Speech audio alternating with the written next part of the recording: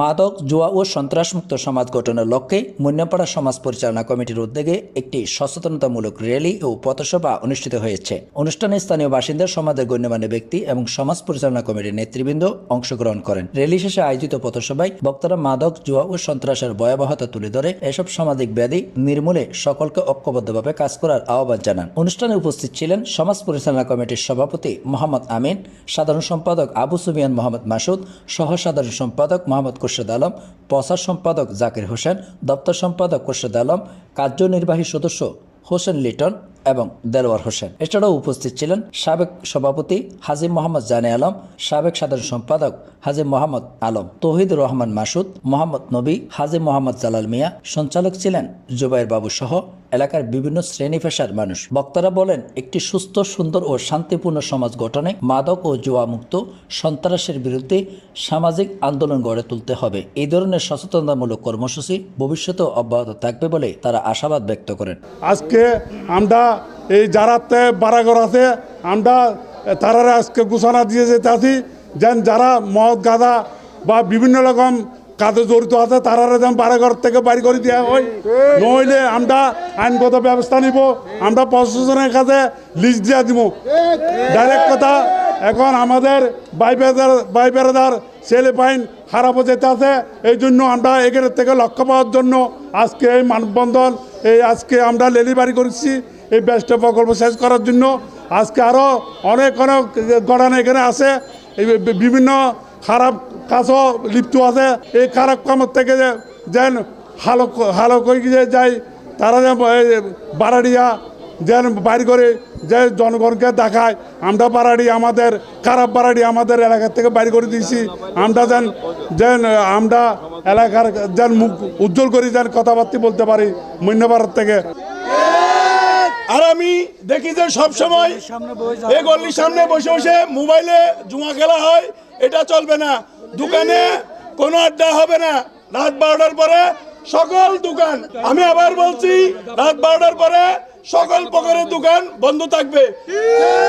এবং আমি আরো জানাচ্ছি আমাদের ডিসপেন্সারি ভাইদের উদ্দেশ্যে, কোন লোক ঘুমের ওষুধ বিক্রি করবেন না প্রেসক্রিপশন ব্যতীত। যদি কেউ আপনাদেরকে জোরাজুরি করে অবশ্যই আপনি আমাদেরকে জানাবেন। আমরা এলাকার মুরব্বীদের সাথে সবাইকে নিয়ে তার অবস্থা প্রতিরোধ করব। মদ কন গাঁজা বেজন এগুলি ব্যাগ বন্ধ করতে হবে। স্যাপলার যার ফোক আমার বলেও যদি এটা জড়িত আমারও লইছে ভিডিও চালানো তুলবে যার বই গভর্নরের বই লোক গরম ভিতর গাঁজা মদ বেচা জুয়া গাওয়ার বোয়া আর উনি বহুত খবর পাই। এই মাথার জমিদারাও লইতে প্রত্যেক জড়িত, এখানে তারা এটা কেড়ে থাকতাম না। দলমত নির্বিশেষে সবাইকে নিয়ে আজকে এই র্যালি আমরা পরিচালনা করছি আমাদের সমাজ কমিটির উদ্যোগে। আমি তাদেরকে ধন্যবাদ জানাই। আমাদের এই পুলিশ কমিউনিটি যে আমাদেরকে এখানে তাদের যারা মুরব্বী আছেন এবং সমাজ কমিটি আছেন তাদেরকে আশ্বস্ত করেছেন যে আপনাদের এলাকাতে কোনো মাদক বা মাদক সেবী বা গাঁজা বিভিন্ন খারাপ কাজের কর্মকাণ্ডে যারা জড়িত তাদেরকে আপনারা একটু চিহ্নিত করে আপনারা একটু আমাদেরকে খবর দিবেন। যেহেতু আমরা সবসময় এখানে থাকতে পারছি না, আইনশৃঙ্খলা বাহিনী এখানে সব সময় থাকবে যে এটা কোনো কথা নাই, কিন্তু আমাদের সচেতন হতে হবে। আমাদের ছেলেবেলে কারা নষ্ট হয়ে যেতেছে, কারা খারাপ হয়ে যেতেছে, কার মাধ্যমে খারাপ হয়ে যেতেছে, এগুলি আমাদেরকে নিজেরা এখানে যারা আমরা সংশ্লিষ্ট এলাকাবাসী আছি, আমরা মুরব্বীরা আছে, তারা আমরা নিজেরাই প্রত্যেকটা খবর রেখে আমরা এগুলিকে ধরার দরকার আছে।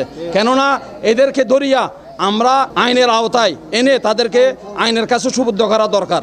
কেননা আমরা সবাই এখানে কোনো দল, আমরা এখানে বলছি না, আমি দল বলো নির্বিশেষে এখানে আওয়ামী লীগ, বিএনপি, জাসদ, বাসদ, জামাত সব লোকে এখানে আছে। কোনো দল মত নির্বিশেষে আমরা যদি এলাকাকে যদি সুন্দর করতে চাই তাহলে এলাকার যতগুলো খারাপ লোক আছে তাদেরকে আমরা ধরে আইনের সুবদ্ধ করবো ইনশাআল্লাহ। আমাদের পরিবর্তন আসতে হবে ঘর থেকে। আমাদের ছেলে ভাই বোনদের যদি আমরা ঘর থেকে পরিচালনা সুন্দরভাবে না করি তাহলে আমাদের ছেলেরা মাদক আসক্ত হবে এবং মাদক আসক্ত হলে আমাদের সমাজ নষ্ট হবে। ওই জন্য প্রত্যেক পরিবারের মা বাপকে ওইদিকে সজাগ থাকতে হবে এবং আগামীতে আমাদের দেশের সম্পদ আমাদের সন্তানদেরকে বাঁচিয়ে রাখতে হলে ঐক্যবদ্ধভাবে সর্বদলীয়, কোনো দলের ব্যানার নয়, সর্বদলীয়ভাবে আমাদেরকে প্রতিরোধ করে তুলতে হবে।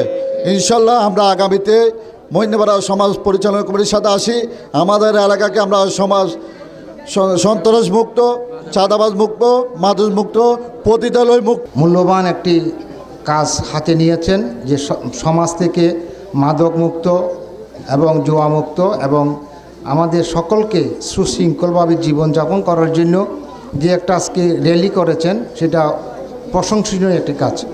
আমি আপনাদের সকলকে ধন্যবাদ জানাই। একটা কথা হচ্ছে যে আমরা যারা নতুন পাড়া, মৈন্যপাড়া আমরা এলাকায় বসবাস করি, আমরা কিন্তু ম্যাক্সিমাম মানুষ আমরা ঘর ভাড়ার উপরে নির্ভরশীল। আমরা প্রত্যেকেই জমিদার, অনেকে আমরা ঘর ভাড়া দিয়েছি।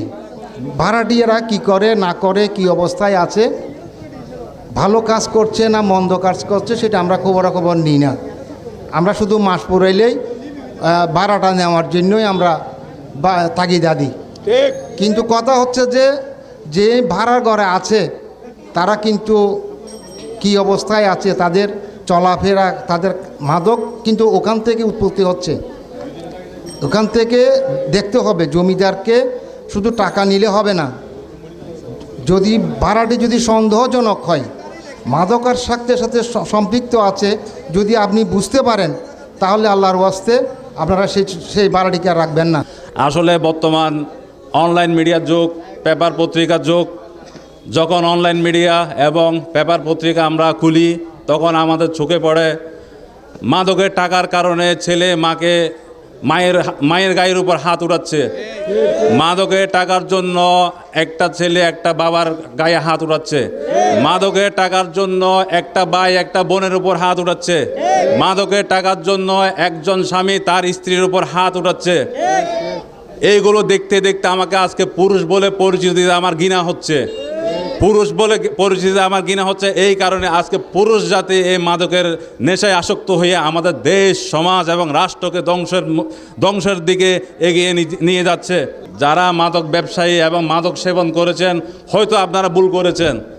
আপনারা ভুল শুধরে ইনশাল্লাহ আপনারা আমাদের মাঝে, আমাদের কাতারে আসেন, আপনাদেরকে আমরা ফুল দিয়ে বরণ করে নিব।